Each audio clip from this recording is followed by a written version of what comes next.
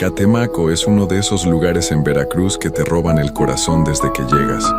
Su laguna, sus cerros llenos de verde, el olor a copal mezclado con el aire húmedo del trópico, y sobre todo su gente, cálida, hospitalaria, de las que te hacen sentir en casa desde el primer momento. Es un pueblo que recibe a todos con los brazos abiertos, con buena comida, con paisajes que no se olvidan fácil. Pero Catemaco tiene otro lado, uno que no sale en los folletos de turismo, uno que la gente del lugar conoce bien y respeta en silencio. Un lado oscuro que ha existido ahí desde mucho antes de que hubiera carteles de brujos en las esquinas o consultorios para turistas. Y fue precisamente ese lado el que Germán y sus amigos decidieron buscar una noche de octubre, sin saber realmente lo que estaban buscando. Antes de que te cuente lo que le pasó a Germán y a sus amigos aquella noche en Catemaco, necesito que sepas algo sobre ese lugar. Catemaco es un pueblo en Veracruz, México, conocido en todo el país por sus brujos, sus rituales y por una energía que muchos dicen sentir desde que ponen un pie ahí.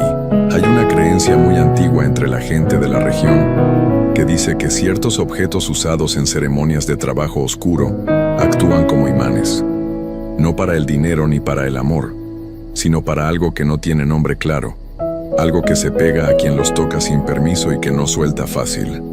Germán no creía en nada de eso. Iba de turista, iba a reírse, iba a tomar fotos y a presumirle a sus amigos del trabajo que había ido al pueblo de los brujos y que no le había pasado nada. Pero esa noche, dentro de una casa abandonada en las faldas del cerro, algo cambió, y lo que se fue con él de regreso al hotel no era un souvenir. Germán tenía 28 años y vivía en Coatzacoalcos, Veracruz. Era el tipo de persona que siempre tenía un comentario para todo, que se reía de los miedos ajenos y que usaba el escepticismo como escudo ante cualquier cosa que no pudiera explicar con lógica.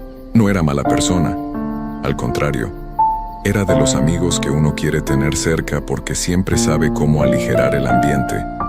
Pero esa misma ligereza con la que veía el mundo fue, según él mismo lo reconoció después, la raíz de todo lo que vivió.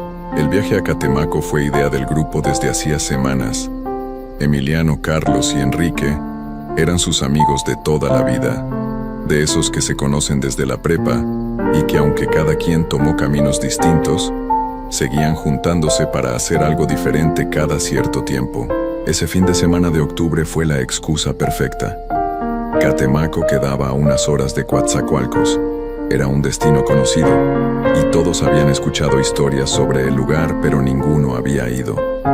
Salieron un viernes por la tarde con la camioneta de Emiliano, con música, botanas, y esa energía de quien sabe que el fin de semana va a ser bueno. La llegada al pueblo fue exactamente lo que esperaban. La laguna se veía preciosa al atardecer, el aire olía diferente, húmedo y verde, con algo de incienso que venía de los puestos del mercado. Comieron mariscos en un restaurante junto al malecón. Caminaron por las calles empedradas, se tomaron fotos con los carteles de brujos y videntes que había en cada esquina, y se rieron bastante de los nombres que tenían algunos de esos consultorios. Visitaron a un señor que se anunciaba como brujo mayor, le pagaron la consulta, escucharon lo que les dijo con cara seria aunque por dentro se estaban burlando, y siguieron su camino. Todo era exactamente lo que Germán había imaginado. Turismo disfrazado de misticismo, nada más. Esa primera noche se quedaron en una posada pequeña a unas cuadras del centro.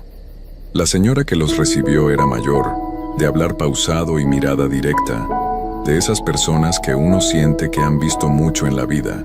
Les dio la bienvenida con amabilidad, les explicó los horarios, y antes de retirarse les dijo algo que ninguno de los cuatro tomó en serio en ese momento. Les dijo que si pensaban salir de noche, que se quedaran en el centro, que el cerro de noche no era para andar sin saber lo que uno hace. Germán sonrió, le agradeció el consejo y cerró la puerta. La mañana del sábado fue tranquila. Pasearon en lancha por la laguna, comieron en otro lugar, compraron artesanías y por la tarde se sentaron en la plaza a tomar algo. Fue ahí, con el celular en la mano y el aburrimiento de quien ya siente que lo turístico se agotó, que Emiliano encontró algo en un foro de internet. Era una publicación de hacía unos 2 años, en la que alguien describía una casa en las faldas del Cerro Mono Blanco, un lugar que la gente del pueblo conocía, pero del que nadie hablaba abiertamente. La publicación decía que la casa había sido usada durante años por alguien que hacía trabajos de los que nadie quería hablar, y que después de que esa persona desapareció, el lugar quedó solo pero no vacío. Había fotos borrosas, había comentarios de otros usuarios que decían que era verdad, que ellos habían ido y que algo habían sentido ahí, y había advertencias. Varias advertencias que decían que no tocaran nada si llegaban a entrar. Emiliano les mostró la publicación a los demás con esa energía de quien acaba de encontrar el plan perfecto para la noche. Carlos se emocionó de inmediato. Germán dijo que sonaba perfecto para ir a ver qué tan mentirosos eran los que habían escrito eso. Enrique fue el único que no dijo nada por un momento. Lo leyó 2 veces, vio las fotos y dijo que él prefería quedarse. Los otros 3 lo miraron con una sonrisa. Germán le dijo algo como que no exagerara, que iban a ir a ver la casa, a tomar fotos y a regresar. Enrique terminó aceptando ir con ellos, aunque algo en su expresión no cuadraba con el entusiasmo del resto. Salieron pasada la medianoche. El camino al cerro no estaba iluminado más allá de los primeros 100 metros desde el pueblo, y después de eso, la oscuridad era de las que pesan. No es exageración decir que pesaba, porque así lo describió Germán, como si el aire se hubiera vuelto más espeso, como si cada paso costara un poco más que el anterior. El sonido del pueblo quedó atrás muy rápido, y lo que lo reemplazó fue el ruido del monte, insectos, ramas, agua corriendo por algún lugar que no veían. Carlos llevaba la linterna del celular y Emiliano había descargado la ubicación aproximada que alguien había compartido en el foro. Caminaron como 20 minutos cerro arriba, por un sendero que apenas se notaba entre la maleza. Fue Emiliano quien la vio primero. Una estructura oscura entre los árboles, sin luz, sin ruido, sin ninguna señal de que alguien viviera ahí. Desde afuera parecía una casa vieja de bloque y lámina, pequeña, con la puerta entreabierta y sin ventanas en la parte que podían ver. El pasto alrededor estaba alto y mojado, y había algo en el suelo cerca de la entrada que nadie pudo identificar bien con la luz del celular. Objetos pequeños, oscuros, acomodados de una forma que no parecía al azar. Fue ahí donde Enrique paró en seco. Dijo que él no entraba. Lo dijo sin dramas, sin explicación larga. Simplemente lo dijo con una firmeza que a los otros 3 les pareció exagerada. Germán intentó convencerlo un momento, pero Enrique ya se había dado la vuelta y estaba buscando un lugar donde sentarse a esperarlos en el camino. No discutió, no se enojó, solo se fue. Y eso, según Germán, fue lo más sensato que hizo alguien esa noche. Los 3 que quedaron entraron. El olor fue lo primero que los golpeó al cruzar la puerta. Algo entre tierra mojada, copal quemado viejo y algo más que Germán no supo definir, pero que le revolvió el estómago desde el primer segundo. Adentro la oscuridad era distinta a la de afuera, más cerrada, más quieta. Las paredes tenían marcas, figuras trazadas con algo oscuro que no parecía pintura normal, líneas que formaban formas que ninguno de los 3 quiso estudiar demasiado. En el centro del cuarto principal había una estructura baja, como una mesa o un altar hecho con tablas viejas, y encima de esa estructura había objetos acomodados con una precisión que resultaba inquietante. Vasos con líquido oscuro que no se había evaporado del todo, figuras pequeñas de materiales distintos, tela, barro, algo que parecía pelo, y varios objetos que ninguno supo nombrar. Carlos sacó el celular para tomar fotos. Emiliano se quedó cerca de la puerta sin avanzar más. Germán fue el que se acercó. Lo hizo despacio, iluminando con su celular, mirando cada cosa sin tocar nada, hasta que algo llamó su atención de forma particular. Era un objeto pequeño, oscuro, que no podía ver bien desde donde estaba. Sin pensar, sin medir lo que hacía, extendió la mano y lo rozó con los dedos. Solo eso. No lo levantó. No lo movió, solo lo tocó. Lo que pasó después fue inmediato. No fue un ruido fuerte, ni un golpe, ni nada de lo que uno imaginaría. Fue un silencio, Un silencio tan repentino y tan total que los tres lo sintieron al mismo tiempo, porque los tres dejaron de moverse en el mismo segundo. El ruido del monte que había estado ahí todo el tiempo, los insectos, el viento entre las ramas, todo desapareció en un instante como si alguien hubiera apagado un sonido de fondo que uno no sabe que existe hasta que ya no está. Y en ese silencio, Germán sintió algo que no supo describir bien, pero que intentó explicar varias veces después. Sintió que algo lo había notado. No que algo lo había visto, sino algo más preciso que eso, como cuando uno entra a un cuarto oscuro y siente que no está solo antes de ver nada. Carlos dijo vamos en voz baja, y los tres salieron sin correr pero sin detenerse. Recogieron a Enrique en el camino, que los esperaba sentado en una piedra con una expresión que no preguntó nada, como si ya supiera cómo habían estado las cosas adentro. Bajaron el cerro en silencio casi completo. Nadie hizo el comentario gracioso de costumbre. Nadie revisó las fotos que Carlos había tomado. Llegaron a la posada, se metieron a sus cuartos, y cada quien intentó dormir. Germán no pudo.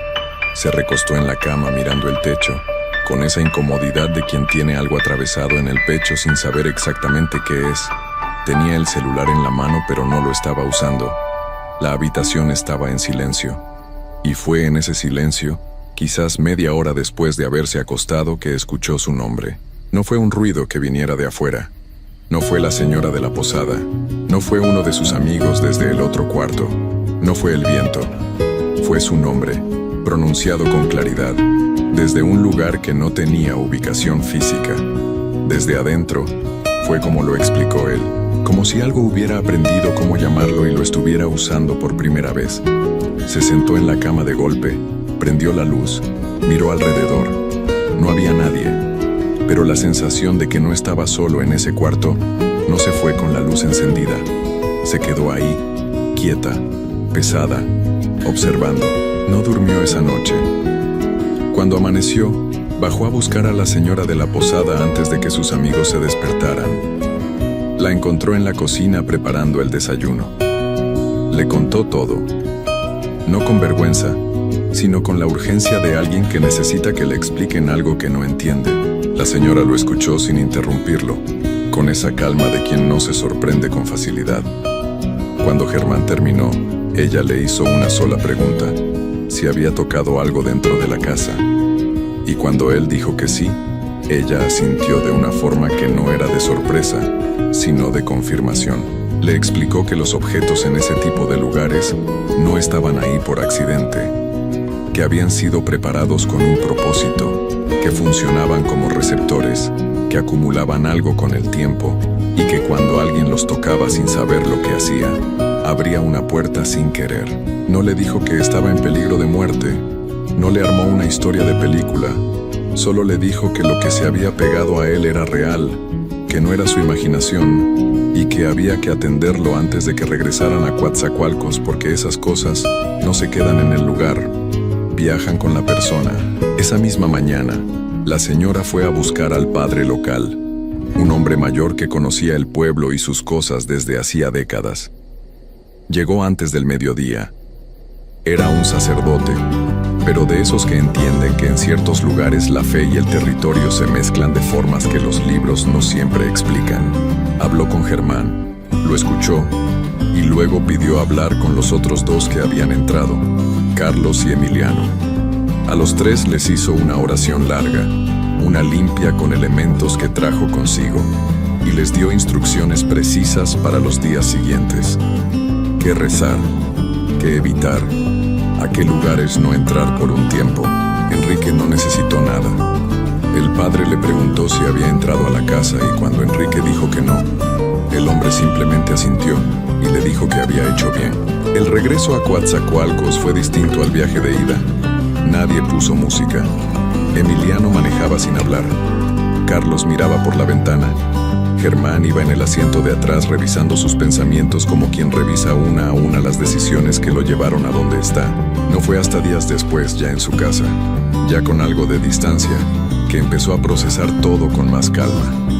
La sensación en el cuarto se fue disminuyendo con los días, y aunque nunca desapareció de golpe, Fue como si algo se fuera retirando poco a poco, como marea que baja. Lo que Germán repitió cada vez que contó la historia después, lo que se le quedó grabado de toda la experiencia, no fue el miedo de esa noche, ni el sonido de su nombre en la oscuridad. Fue algo que la señora de la posada le dijo mientras tomaban café esa mañana. Antes de que llegara el padre, le dijo que el problema no era la casa, ni los objetos, ni el cerro. El problema era creer que no creer en algo es suficiente para estar protegido. Que hay cosas que no piden permiso para existir, que no necesitan que uno crea en ellas para hacer lo que hacen. Y que el respeto, no la fe ciega ni el miedo, sino el respeto, es la única cosa que funciona como escudo real ante lo que uno no entiende.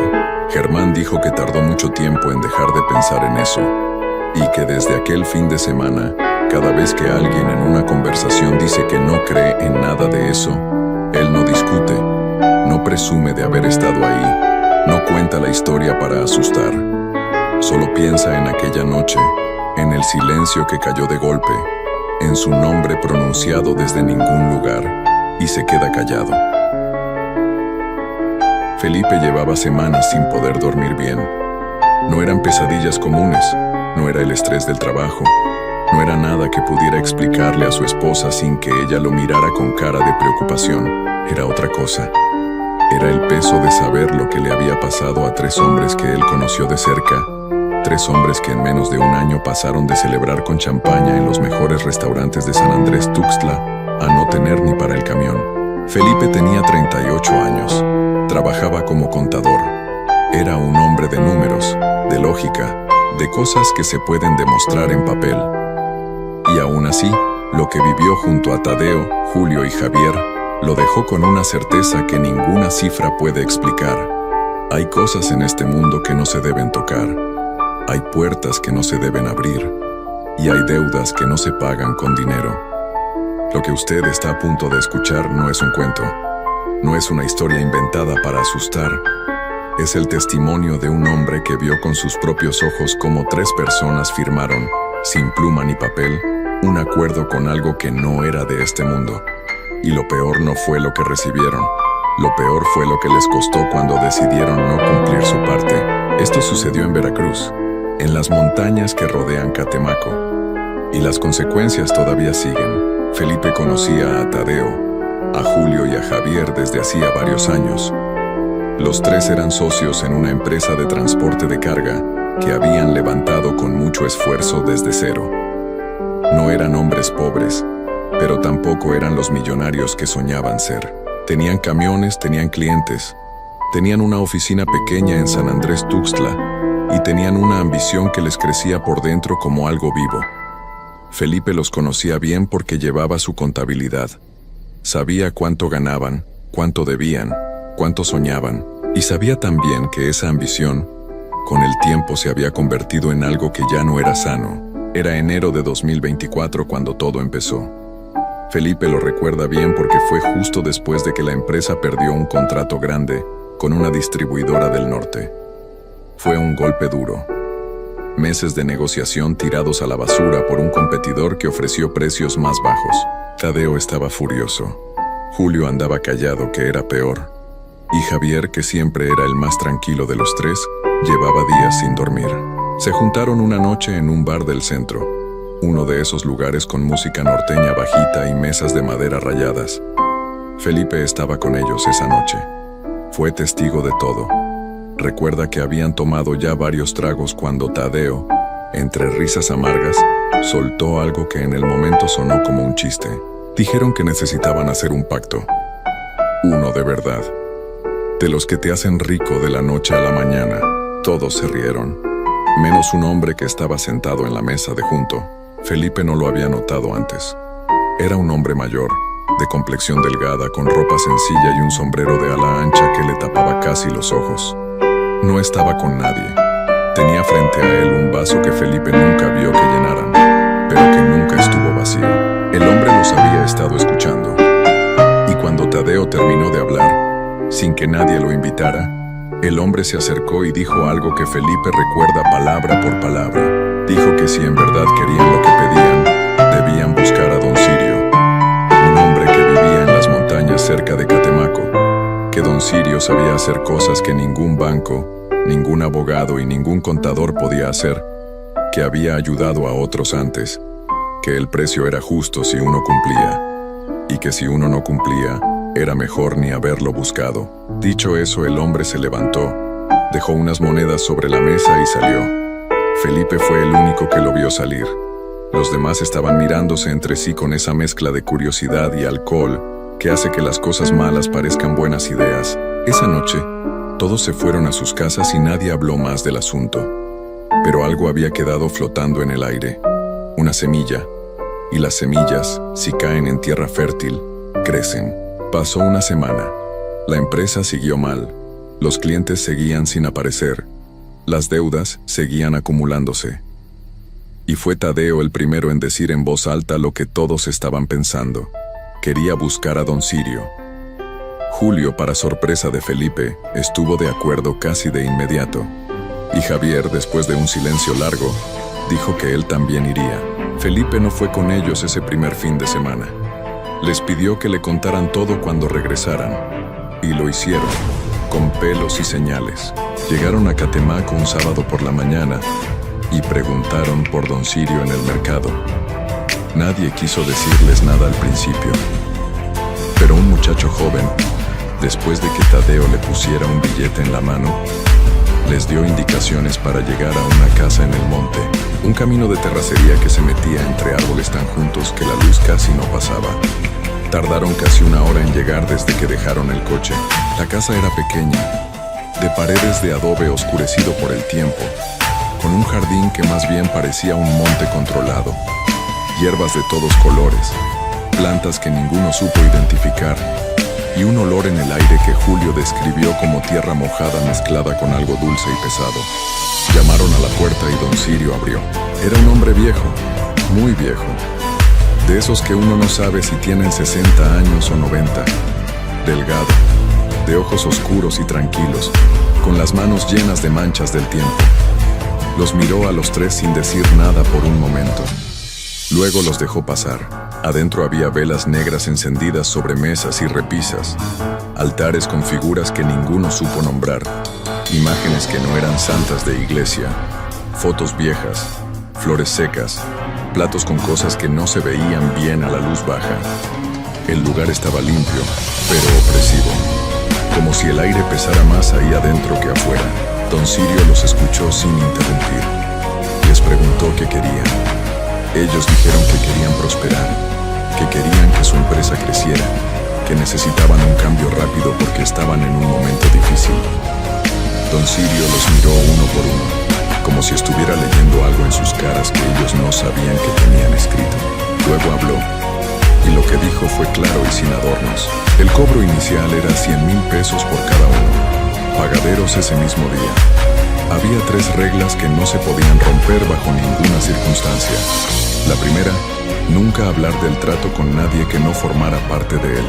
La segunda, nunca negarle un favor a don Sirio si él lo pedía, y nunca atribuir el éxito únicamente al propio esfuerzo. La tercera, nunca faltarle al respeto ni burlarse de su trabajo. Y había un pago final, regresar exactamente un año después y entregarle el 10% de todo lo que hubieran ganado en ese periodo. Tadeo preguntó qué pasaba si no cumplían. Don Sirio no levantó la voz, no hizo ningún gesto dramático.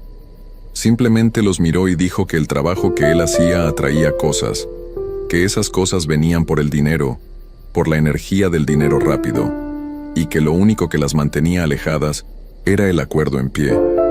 Si el acuerdo se rompía, él no podía hacer nada. Y esas cosas, dijo, no perdonaban. Los 3 pagaron ese mismo día. Felipe escuchó todo esto sentado en su oficina un lunes por la mañana, con un café en la mano que se le fue enfriando mientras Tadeo hablaba. Sintió algo raro en el estómago. No miedo exactamente, algo más parecido al presentimiento. Ese cosquilleo que a veces avisa antes de que uno entienda qué es lo que viene. En menos de una semana los resultados llegaron. Tadeo consiguió un contrato millonario con una empresa constructora del estado. Llegó de la nada, con una llamada de alguien que había escuchado de su empresa por una referencia que nadie supo rastrear bien. Julio ganó un premio en una rifa de una cadena de tiendas. No fue la primera vez que compró boletos, pero sí la primera que ganó. Y lo que ganó era suficiente para pagar varias deudas de golpe. Y Javier recibió una llamada de un abogado que le notificó que un tío lejano, uno que él casi ni recordaba, había fallecido y le había dejado una herencia. Una herencia considerable. 3 hombres, 3 golpes de suerte en menos de 7 días. Felipe revisó los números. Eran reales. No había trampa. No había explicación lógica para la velocidad y la cantidad. Y aunque él nunca fue creyente de esas cosas, algo en los números mismos le daba un escalofrío que no podía sacudirse.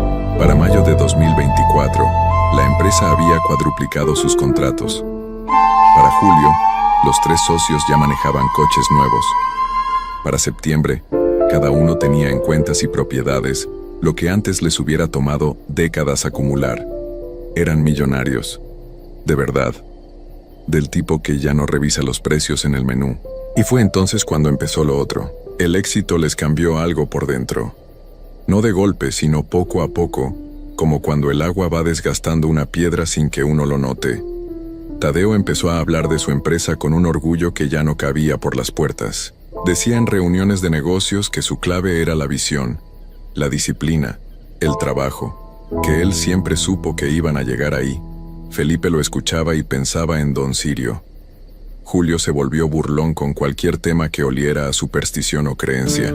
Se reía de los que iban a la iglesia, de los que creían en brujos, de los que consultaban curanderos. Decía que todo eso era para gente que no sabía trabajar. Y Javier, que antes iba a misa cada domingo sin falta, dejó de ir completamente. Decía que Dios no había hecho nada por él en años, que lo que tenía era suyo y de nadie más. Felipe intentó hablar con Tadeo una vez. Con cuidado, sin mencionar directamente a Don Sirio, le preguntó si no creía que debían ser un poco más discretos, un poco más agradecidos con cómo les había ido. Tadeo lo miró con esa sonrisa nueva que había desarrollado, esa que a Felipe siempre le pareció que no llegaba a los ojos, y le dijo que él ya había superado la etapa de tenerle miedo a las historias de viejos. Felipe no volvió a tocar el tema. Enero de 2025 llegó puntual. Como siempre llega lo que uno preferiría que no llegara. Era la fecha, el año exacto desde el pacto.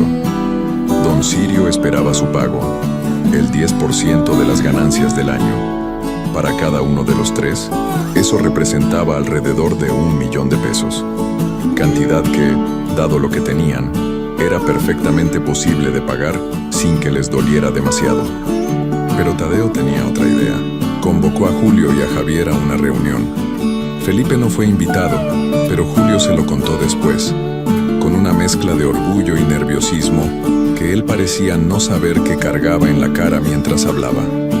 Tadeo propuso que en lugar de pagarle a Don Sirio el 1 millón por persona, le ofrecieran 100.000, el mismo monto inicial, que si el viejo protestaba, le dijeran que lo que ellos habían logrado era producto de su trabajo, que él solo había hecho un ritual, que cualquier cosa buena que hubiera pasado había sido coincidencia, que ya habían sido muy generosos con el pago inicial y que no debían nada más. Julio dudó, Javier dudó más, pero Tadeo tenía esa manera de hablar que hacía que las ideas malas sonaran razonables, y al final, los 3 subieron juntos a las montañas de Catemaco. Felipe no supo todos los detalles de esa visita, sino hasta días después. Lo que Julio le contó fue suficiente para que no pudiera dormir esa noche. Don Sirio los recibió. Los dejó hablar. Tadeo expuso su propuesta con la misma seguridad con que hacía negocios.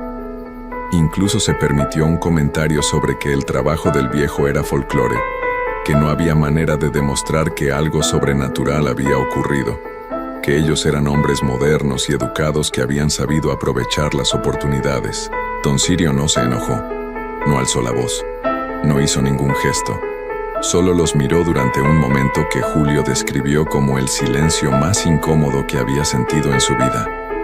Y luego dijo, con la misma calma con que había hablado un año antes, que el trato estaba roto, que él entendía, que lo que viniera después ya no era cosa suya, que la protección se levantaba desde ese momento, y que lo que él había mantenido alejado ya no tendría quien lo detuviera. Los tres salieron de ahí riendo. Tadeo decía que era un teatro perfecto, que el viejo era un actor excelente. Julio reía, aunque Felipe notó después que esa risa no le salía limpia. Javier no dijo mucho. En menos de 2 semanas los primeros síntomas llegaron. Tadeo empezó con fiebres. No eran fiebres normales, de gripa o infección. Eran fiebres que subían de noche sin aviso y que los médicos no podían explicar. Estudios de sangre, análisis, consultas con especialistas. Todo salía bien en papel, pero la fiebre volvía. Lo dejaba sudando, tembloroso, con un cansancio que él describía a Felipe como sentir que algo le jalaba la energía por dentro. Empezó a bajar de peso, empezó a verse mal. Julio comenzó a olvidar cosas, no pequeñas cosas de distracción. Olvidaba reuniones importantes, olvidaba nombres de clientes con los que había trabajado por meses, olvidaba conversaciones que había tenido el día anterior. Su familia lo notó, fue al médico, quien habló de estrés, de posible deterioro prematuro. Pero Julio tenía 42 años, no era la edad, y el olvido avanzaba rápido, demasiado rápido para cualquier explicación médica normal. Javier tuvo 3 accidentes de coche en 2 meses. 3. Ninguno lo dejó en el hospital de milagro, pero los 3 fueron en circunstancias que él no podía explicar bien. Luces que según él estaban en verde y que testigos decían que estaban en rojo. Un camión que apareció de la nada en una carretera despejada. Un fallo de frenos en un coche que acababa de salir del taller. Cada vez que Felipe hablaba con él por teléfono, Javier sonaba diferente. Más quieto, más asustado, aunque no lo dijera. Y los negocios. Los negocios se cayeron de una manera que Felipe, que conocía los números mejor que nadie, no podía entender. Contratos que se cancelaron sin razón clara. Clientes que desaparecieron. Problemas legales que surgieron de lugares inesperados. Deudas que parecían multiplicarse. Felipe revisaba las cuentas y sentía que algo estaba activamente deshaciendo lo que antes se había construido tan rápido. No era mala suerte ordinaria, era como ver una película al revés. Para mediados de 2025, los 3 estaban en problemas serios. Para agosto, los problemas eran graves. Para septiembre de 2025, todo había colapsado. Las propiedades se fueron en deudas. Los coches vendidos o embargados. La empresa cerrada. Las familias de Tadeo y de Julio se separaron de ellos, hartas del caos, del cambio en sus caracteres, del miedo que se había instalado en esos hombres que antes eran seguros de sí mismos y que ahora no dormían bien, no comían bien, no hablaban bien. Javier se quedó solo desde antes. Intentaron regresar a buscar a don Sirio. Felipe los acompañó esa vez. No iba a entrar, les dijo, pero los acompañaría. Tomaron el mismo camino de terracería entre los árboles. Llegaron al lugar donde había estado la casa. No había nada. No es que la casa estuviera cerrada o abandonada. Era que no había señales de que alguna vez hubiera existido una casa ahí. La vegetación cubría el espacio de manera uniforme, sin el claro que debería haber donde alguna vez estuvo una construcción. No había cimientos, no había restos, no había nada. Como si la tierra se hubiera tragado todo y hubiera seguido creciendo encima durante años. Preguntaron en Catemaco. Los mismos que antes no habían querido hablar de don Sirio ahora simplemente decían que no sabían de quién hablaban. El muchacho que les había dado indicaciones la primera vez ya no vivía en la zona. Nadie sabía nada, o nadie quería saber. Felipe manejó de regreso en silencio.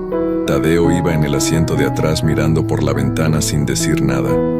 Julio tenía los ojos cerrados, aunque Felipe sabía que no dormía. Y Javier miraba sus propias manos como si no las reconociera. Esa fue la última vez que los 3 estuvieron juntos en el mismo lugar. Felipe los fue perdiendo de vista poco a poco después de eso. Tadeo le escribió una vez, meses después, desde un número desconocido. Solo dijo que estaba bien, que estaba en otro estado, que estaba intentando empezar de nuevo. No respondió cuando Felipe le contestó. Julio dejó de contestar llamadas. La última vez que alguien de su círculo supo de él, estaba en casa de su madre, sin trabajo, sin hablar mucho. Javier, el más tranquilo de los tres. Era el que peor parecía estar según los pocos que todavía tenían contacto con él. Dicen que no salía de su cuarto, que tenía miedo de manejar, de caminar solo, de estar en la oscuridad.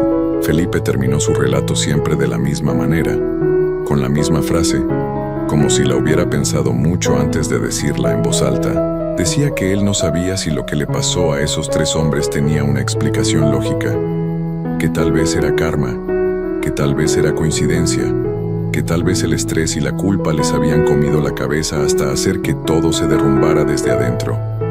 Pero que lo que él sí sabía, con la certeza con que sabe que 2 más 2 son 4, era que esos hombres habían recibido algo que no era suyo, que habían prometido pagar y no pagaron, y que lo que viniera después de romper un trato así, fuera lo que fuera, lo terrenal o lo que no es terrenal, no distinguía entre los que creen y los que no creen. Decía que hay deudas que el dinero no alcanza a cubrir.